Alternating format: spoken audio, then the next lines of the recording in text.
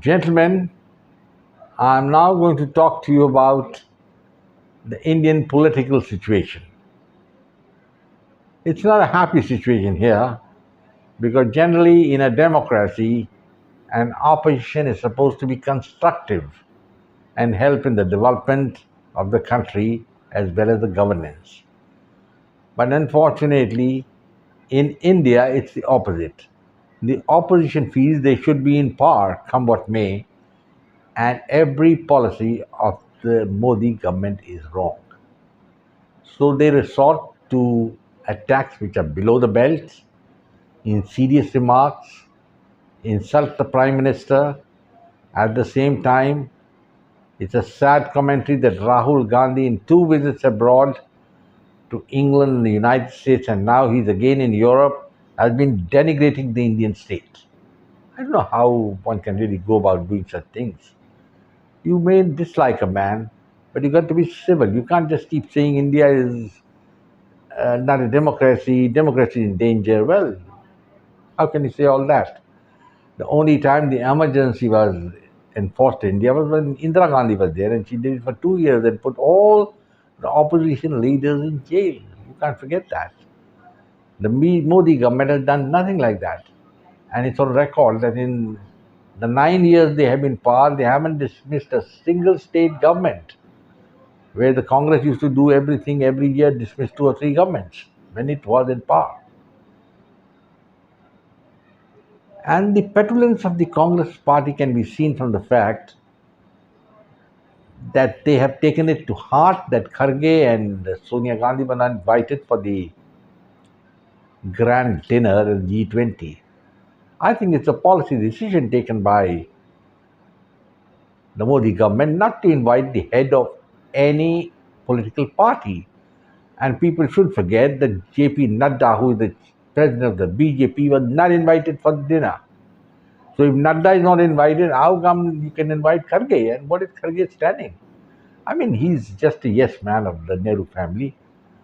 And if Rahul Gandhi and Sonia Gandhi pump the air from the bag, he starts talking. I don't know how a man can become such an imbecile. I mean, such a robo that he's unable to think. Because come what may, whether you are the opposition or in power, the paramount thought has to be about India, the glory of India. And that is something I don't think in the mind of the Congress party at all. In fact, in 2014, if you remember, when the first time the Congress suffered the traumatic defeat under Sardar Manmohan Singh, the Congress had started a award Wapsi movement. Even at that time, I was pretty sure that movement is going to be a death squib, it will collapse, and it collapsed. Who bothers about it? Some of the writers were thinking they are very great men and they are returning the award to the government. And then we had one of the film stars talking that India is an unsafe place with the BJP in power. Because this was something inevitable in history, that there had to be a Hindu renaissance. It has to happen. And the BJP is going to come back to power again in 2024. There's no doubt about it.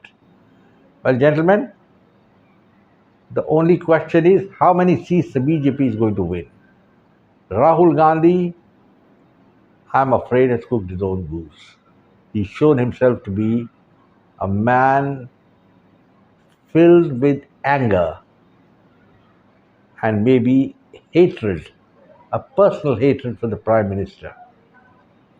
This is very sad because whenever discussions are there, they have to be on an intellectual level. I don't think he has an intellectual level to decide what sort of discussion he's going to have. And at critical moments, he just vanishes from India. There was a G20 conference, he was sitting in Europe, denigrating India. I don't know how he feels. Does he feel by such actions he's going to become the Prime Minister of India? I think he must be a really foolish man to think that it's going to happen like that. As I've said even earlier in one of my videos, if Rahul Gandhi becomes the Prime Minister of India, I will go and jump in the Arabian Sea. And I want to jump in the Arabian Sea, I'm pretty sure about it. And so I'm pretty sure that Rahul Gandhi will never be the Prime Minister of India. Because he's surrounded by men like Mr. Kharge. He's a psychopath of the first order. Again, without any spine. Now he's talking, I've not been called for the function. He was the man who gave the Independence Day celebration slip. He didn't turn up. Just because Modi was addressing the congregation. This shows his petulance and the narrow mind he has got. And as I told you earlier, he should have no crib because no leader of the political party was called for this thing, and JP Nadda was not called. I don't know why anybody should call him.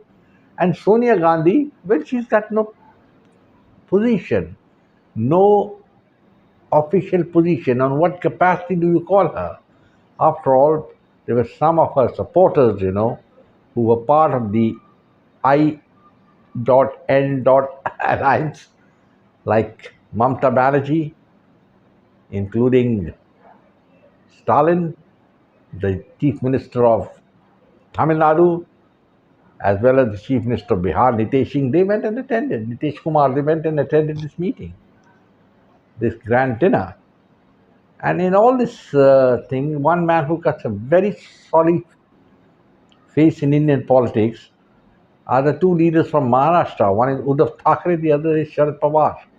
Sharad Pawar, everybody keeps talking, he's a great Chanakya, he's a very thing. I don't see what Chanakya he is, because in his 40 or 50 years in politics, he's never won single-handed a single election in Maharashtra, where he alone went and formed the government. He was always following a government in a coalition agreement and doing, some transposition of MLAs from here, there, and if that is called Chanakya Niti, well, I give him all credit for it. And now I think he must gracefully go out. I don't think he has the following. The people have realized that there are a lot of bad vibes which he's spreading all around. His own party is broken up. And then we have Uddhav Thackeray, who fritter away the legacy of the great Bala Sahib. Bala Sahib was a staunch Hindu, and I remember reading about him and saying that the Congress and the NCP are untouchables. He never wanted to associate with them.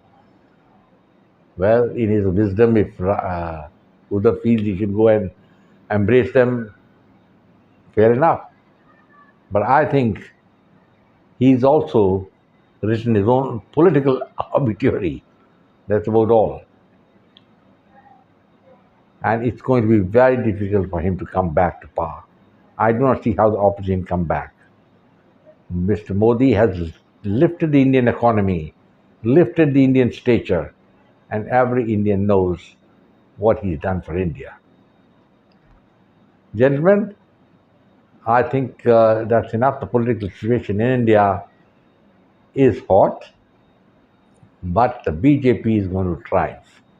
And if I can hazard a guess, the BJP on its own, my calculation shows, is going to win 330 to 340 seats. It will be like the Congress under Nehru winning seats galore. So, gentlemen, I will close now and say Jai Hind, glory to India. And lastly, I must again request you to subscribe to my channel, share it with your friends, and come back for more. God bless and take care.